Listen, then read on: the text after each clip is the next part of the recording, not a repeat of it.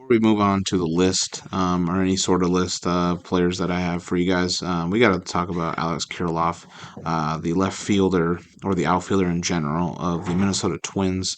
At just 26 years old, he is calling it a career after, I believe, at the end of as soon as the World Series ended, he made the announcement. Back injuries was a huge problem of his, and I didn't think that he had it in him anymore to give what he had and keep playing the game with so many obviously issues for him. Overall, Kirilov, as a Minnesota Twin, when he was on the field, I thought he was pretty decent player. I think he could have developed nicely, and it's a shame because it's a what if. Could he have been better? Could his potential have gone up? Could he had a breakout year or whatnot? And we won't never know unless he were to come back and play the game again. But he did not play 100 games in a season his whole career, which I believe was 4 years. He played outfield, left, right, and first base mainly. And he was a Futures Game 2018 participant. So overall, he had a great start of what could have been a great career, or just a productive one in general. But yeah, I mean, good luck to him. Obviously, sad retirement, but overall, I think it's for best for him, best for his family, and honestly, I mean, the pleasures of playing professional sports is a dream for most. So he's lived that. So overall, props to him, and hopefully that the injuries can be definitely lessened because of his uh, ability to not be strained and always training for baseball. So overall, just a shout out to him. And yeah, hope to see what he does in the future if he were to be in a baseball scene. Throughout this video, in terms of honorable mention, with Tyler O'Neill. Yeah, great outfielder, played for the Cardinals, played for Boston last year, and he is going to Baltimore where they lost Santander. So this is a huge sign for him. Just gives him a power bat. So overall, Tyler O'Neill, 29 years old, 6 years in the league, 3 years, 49.5 million with the Orioles. So he will be there for an extended period of time. 113 games played, 411 at bats, 74 runs, 99 hits, 18 doubles, 31 home runs, 61 RBIs, 53 walks, 4 stolen bases, 241 average, 336 on base, 511 slugging, and an 847 OPS. Played 70 games at left field, 498 innings, 93 putouts, 2 assists, 3 errors, a 96.9 fielding percentage. He was 10th in home runs in the AL. Again, gives him a power bat. I don't know exactly where in the lineup they're going to use him. Is he going to be an outfielder? Will he just be a DH guy? Definitely time will tell. Obviously, the season's coming up soon, so we'll see what happens. But this is a great acquisition for Baltimore. And Tyler O'Neill, like I said, he's been a monster, definitely at the plate. So I'm excited to see what he does. And yeah, he is a relevant ball player.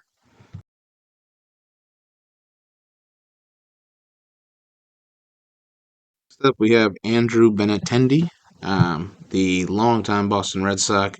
Went to Chicago. Obviously, went to the Yankees beforehand, but went to Chicago, and he's been one of the very few bright spots of the team, and he's staying there. So hopefully, for his sake, for that franchise, it turns around and he continues to produce at a high level. He's 30 years old, 8 years in the league, 3 years, 57.5 million left on the deal with the White Sox. 135 games played, 477 at bats, 50 runs, 109 hits, 20 doubles, 20 home runs, 64 RBIs, 41 walks, 96 strikeouts, 3 stolen bases, a 229 average, a 289 on base, and a 396 slugging for a 685 OPS. 124 games played at left, 1,030 innings, 244 putouts, 3 assists, 3 errors for a 98.8 fielding percentage. He was fourth in defensive games at left field in the AL. He was also fourth in putouts at left field in the AL. So overall productive fielder, and has a nice bat. So overall, if they're gonna go anywhere, Chicago, which is it's gonna be a rebuild, obviously. He's part of a rebuild. Obviously, I do think that teams should go after this guy. I think he's got a lot of high qualities to him, and he could really be a good fit for a contending team. Next up, we do have Spencer Steer of the Cincinnati Reds. Yeah, a guy that's been in the league for a couple of years now.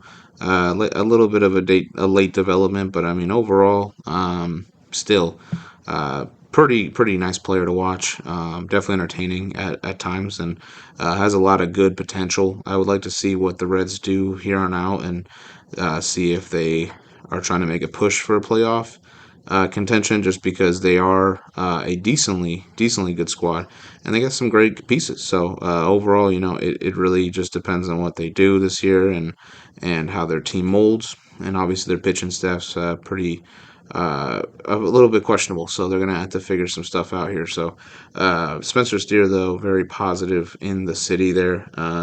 27 years old, 2 years in the league, 1 year, $800,000 deal, 158 games played, 574 at bats, 74 runs, 129 hits, 34 doubles, 4 triples, 20 home runs, 92 RBIs, 72 walks, 137 strikeouts, 25 stolen bases, 225 average, 319 on base, 402 slugging, and a 721 OPS. 102 games played at left, 774 innings, 170 putouts, 1 assist, 5 errors, and a 97.2 fielding percentage. He was eighth in games played in the NL. Overall, very solid ball player, like I said, and I would like to see what he does this next year, and hopefully his numbers can keep climbing, and obviously develop more of a glove to his game. So overall, good work on the Reds. Having another guy out there that's impactful, and yeah, good on him. Definitely relevant.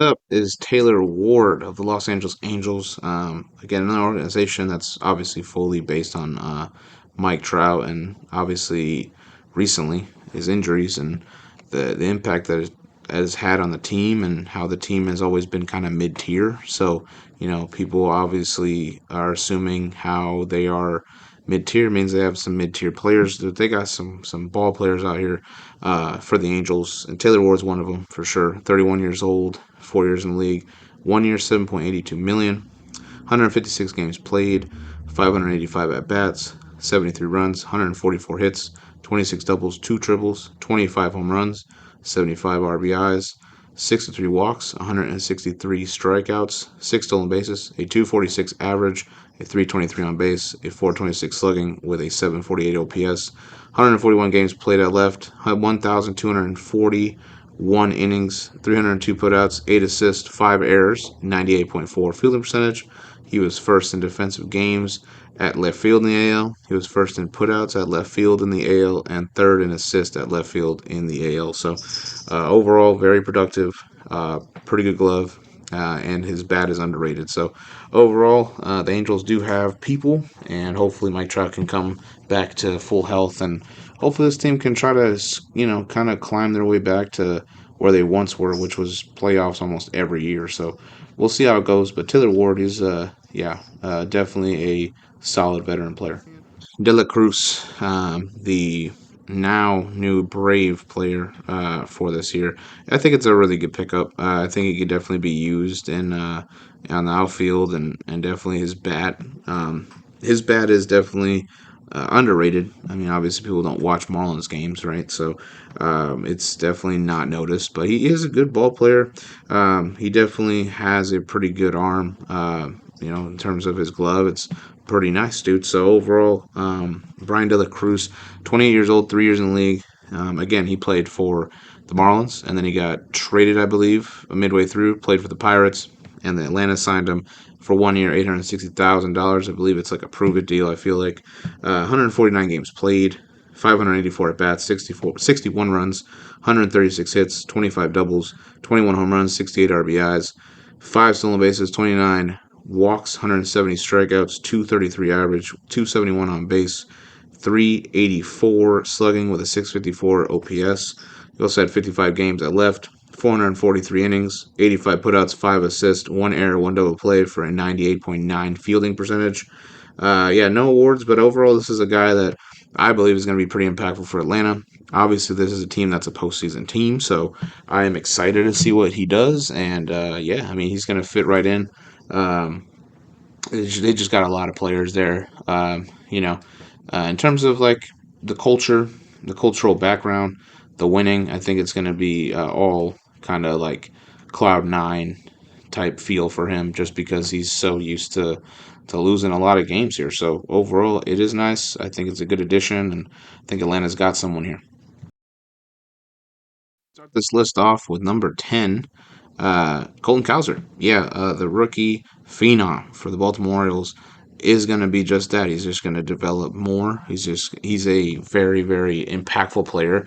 Baltimore already has such a stacked team. I believe obviously they're missing a couple of key pieces.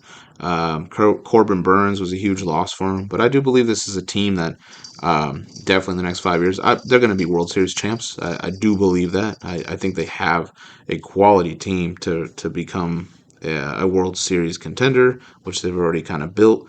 But yeah, just winning a title, yeah, I believe Baltimore has that. They're gonna obviously have to make some moves, but this is a good team, man. They got a lot of prospects, a lot of great young core of players.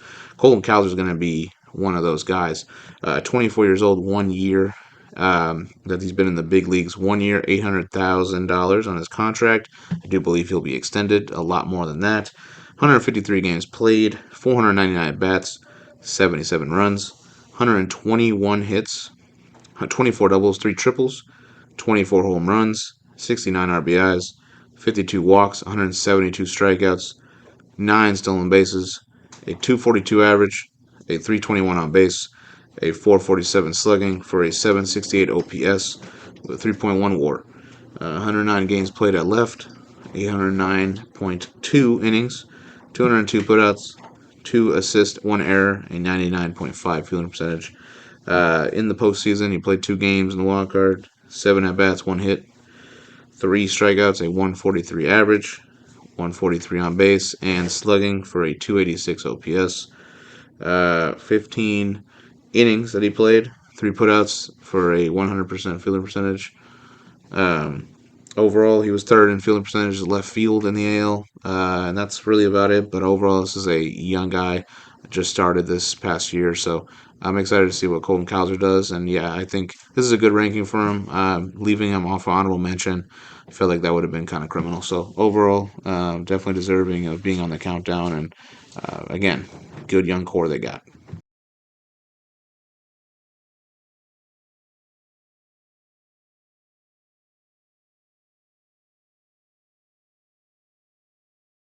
To close the video, it's number 9, Randy Arozarena, for the Seattle Mariners now. Yeah, Randy Arozarena obviously excelled and became such a spotlight figure from 2020's run with the Rays to get to the World Series. Obviously lost that to the Dodgers, but this is a really good player. Again, he's definitely averaging about the same every single year. So, could we see more of a breakout with him? I think Seattle's a good fit for him. I think they got some good batters in there. Obviously, not the strongest team in the West, not the strongest team in general, but they're always there. They're always in the playoff hunt, mainly of their pitching. But so Randy Arozarena kind of gives them some more offensive prowess, and that's good. Definitely reliable guy, pretty good hitter. So we got to give it some props to Randy Arozarena. Definitely deserving of it. Obviously, do I believe that Colton Cowser is worse than Randy Arozarena? No, I'm saying that Randy Arozarena right now is better because of how many years he's been in the league. So he's proven it. But I think at the end of the day, Colton Cowser would definitely pass him. Absolutely. Potential wise and numbers wise.